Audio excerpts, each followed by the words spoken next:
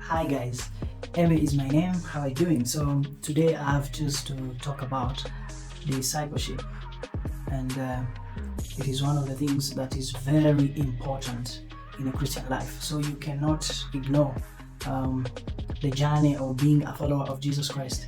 You cannot. So one quote I have read by Dietrich Bonhoeffer says, "You are either a disciple of Jesus or you are not a Christian at all." Think about it. So meaning that discipleship, it is just building a relationship with Jesus and following Jesus. So discipleship is not a program. It is not a relationship with your spiritual mentor. It's a relationship with Jesus Christ. So it has two phases. The first phase, it is you come to Christ in faith by believing in Jesus as your Savior and Lord. And second, as a new believer, a new convert, you grow in Christ. And second, it is to get baptized. The baptism, it's a symbol that you have died with Christ and you resurrected with Christ. So you get baptized after you come to faith, then you learn. The second phase, you learn to obey the teachings of Jesus. So if you're not obeying the teachings of Jesus, you're not a Christian. Yeah, so being a disciple, it is, in other words, being a Christian. So discipleship comes from the word mateteo. So a learner, one who learns and to obey Jesus Christ. As the word of God said, go and make disciples, teaching them to obey all that I have commanded.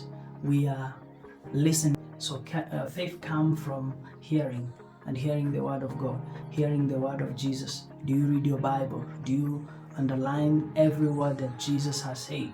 Do you obey? If you do, you are a disciple of Jesus. If you don't, you are not.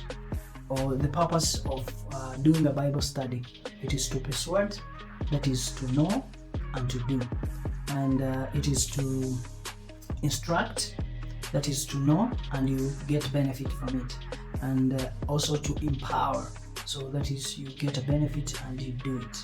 So if the Bible you are reading does not persuade you or instruct you or empowers you, you're just reading it as like any other book or a novel or a news. So, and the gospel is not just a breaking news, it is a good news. Let me repeat it. The gospel is not a breaking news, it is a good news. Breaking news, it is something that people have recorded and it has passed or it is happening, but in the past. When you're talking about the past, we are talking about 1 minute ago or 1 year or 1 decade. But the good news, it is not a report of what happened. It is what have an impact on your life, on my life.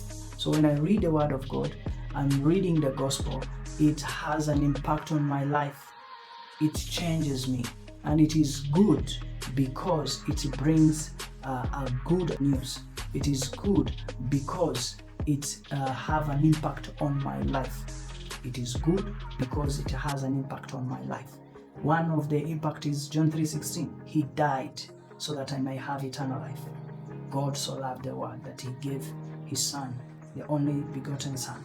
So meaning that he died for me. For instance, a good information, a good report can be that the president has given every citizen money into another country. Imagine if in the US the president has given money to the citizen of US. It is a good breaking news, but it doesn't affect me because I'm not in the United States. So also the gospel has two things. The gospel talk about God, and the gospel talk about us. So talk about God, that is the character of God, the nature of God, and the doing of the God. About us, talk about our nature, that we are sinners, we have sinned, we have fallen short of his glory, and also talk about our call responding to the gospel, that is believing in Jesus Christ. So the first phase, it is to come to faith, and the second phase, it is to learn to obey Jesus' teachings. So discipleship also, it's not something that was created by Jesus. It was all long ago, even in Israel. So where we can learn that the Pharisee, when a Jewish when a Jewish boy has reached at the age of 13, he will go to learn Torah, the book of law. And when he learns from a father or a scholar. And when he wants to learn more, he will select a scholar and learn to imitate.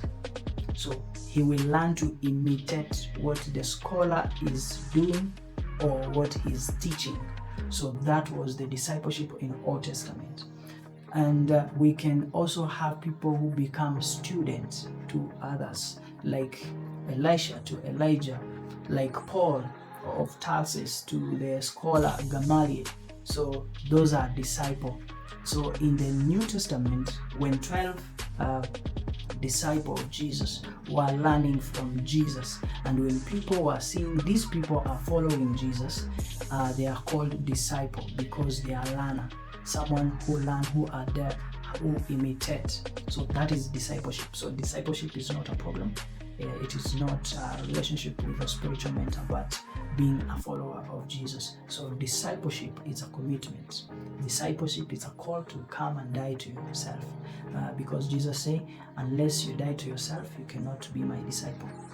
Unless you deny yourself and pick up your cross, you cannot be my disciple. So meaning that he died so that you may no longer live for self, but to him who died and gave himself for us. So being a disciple, it's imitating Jesus. The key to discipleship was a single-minded obedience. So when you are talking about discipleship and there is no obedience, that is not discipleship. And this obedience, it is to be obedient to Jesus. So if you are a Christian and you do not obey Jesus' word, Jesus' command, you are not a disciple. You are not a Christian. You may call yourself a Christian. We may call you a nominal Christian. By name, you name yourself a Christian. You have a tag that is you are a Christian, but you're not a Christian. And the word of God say in the 1 John chapter 2, verse 3 to 6, we have come to know him if we obey him. Do you understand the word obey? Or have you heard of the word obey? We have come to know him, Jesus, if we obey his command. One of the characteristics of a disciple, it is a teachable spirit. So are you willing to be taught? Are you willing to be listening? Sit down and read the word of God. Listen to what Jesus is teaching you. So it's not about listening only, it is also about applying what you have learned. So in the Greek word or the Hebrew word listen, it's come from it starts with the book of Deuteronomy, where God says, chapter 5, chapter 6, listen, O Israel, the Lord your God is Lord. So it was not just to listen someone is speaking, but to listen and respond. So when you listen to the word of God, you respond in obedience. When you are a disciple of Jesus, you emulate his lifestyle. So one of his lifestyle was some of the characteristic, the essential characteristic that I can say is that there is obedience, because he said, I do not do anything unless what I see from the Father. So he obeyed what he in his life. Second, it is love. This is an obvious. This is the embodiment characteristic of Jesus, because he loved us, he died, and he said in John 10 that he laid down for his sheep. That is also in the book of John, he said there is no greater love than to lay down your life to others. So another, it is fruitfulness. So he called 12 disciples to be with them so that he may send them so to become fishers of men. and he reproduced, he was fruitful. And this is something that Jesus said after we have obeyed, so we have multiplied. And when we go to share what we have learned and others apply, so we are fruitful, we multiply. So discipleship is a part of God's big story. So discipleship, it is in the big story of God, that is Shalom. So when we talk about Shalom, we mean wholeness. So we start with the Genesis chapter 1, chapter 2 and chapter 3. And in Genesis chapter 1, God created the world, and everything that God created was perfect. All creation is perfect, and God said it is good. So God's perfect design is demonstrated, and the people relationship with God is good, is perfect. And creation, the relationship of people to others is perfect, is good, to themselves and also to God and to creation. So we can say that it is whole. In other words, Shalom is a reality. Shalom is a reality. So, but we found in Genesis chapter 3, people rebel against God. So Shalom is broken. We know the story of our forefather, that is Adam, that has rebelled, that has sinned, that has chosen other thing than God. That is sin. He sinned. So sin, it is treasuring other thing than God, or replacing the place of God. So when God is no longer God in your life, that is sin. You're living a life of sin. So the people relationship with God, with themselves, with creation is broken. So in other words, Shalom is no longer. So when we talk about the gospel, it is about salvation, it's about restoration, it's about redemption. So all those words are just to say that Shalom needs to be restored. So God now, how does God now start his story of restoration or redemption? It is in chapter 12 when God called Abraham. But we found previously he started to work with man. Noah, he worked with Abraham. He started to choose a man to redeem a man. So he used Abraham, and from Abraham come to the nation of Israel. So in other words, God chose Israel to redeem the humanity. So God also can choose you to go and share the gospel so that you may restore the life of people. So God chose Israel as his chosen people. He worked through them for reconciliation, and everything that Israel worked with God was a journey so that we may see how people learn to work with God, how people fail and how we fail. The book of Corinthians say all this happened to the people of Israel was a lesson so that we may not do the same and perish. So the story of God, it is a story of Shalom, restoring what God was intended to do. Shalom, it is whatever God intended when he creates us, when he creates the world, when he creates all nations and all creation. So it was a Shalom. It is a perfect design of God. So now the gospel is redemption. So I can give an example of Jesus' story where we can find a Shalom when Jesus healed a blind man.